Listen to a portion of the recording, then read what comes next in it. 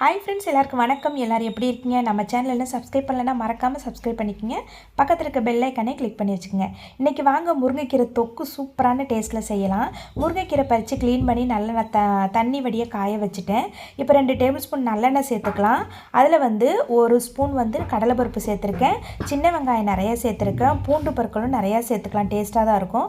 காரத்துக்கு 2 வரமிளகா, ஒரு 5-6 பச்சை மிளகா ரொம்ப காரம் இருக்காது, அதனால் சேர்த்துருக்கேன் நிறையா.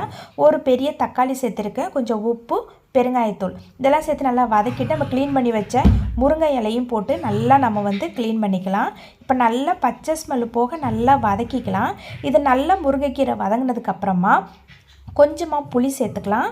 புளி சேர்த்துட்டு கூடவே கொஞ்சம் திருவுண தேங்காய் ஒரு கைப்பிடி அளவுக்கு சேர்த்துக்கலாம். நல்லா டேஸ்ட்டாக இருக்கும். சேர்த்துட்டு ஃபஸ்ட்டு ஒரு பல்ஸில் ஒரு சுற்றிட்டு அதுக்கப்புறமா தண்ணி சேர்த்து நல்லா அரைச்சிக்குங்க. ரொம்ப மையாக அரைக்கக்கூடாது, கொஞ்சம் பரபரன்னு அரைச்சா நல்லாயிருக்கும்.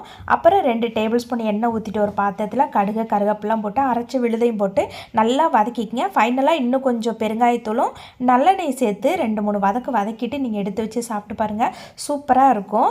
அதே மாதிரி அந்த சட்டியில் கொஞ்சம் சூடான சாப்பாடு போட்டு விரவி எடுத்து சாப்பிட்டிங்கன்னா வேறு லெவலாக இருக்கும். ட்ரை பண்ணி பாருங்கள். பாய்.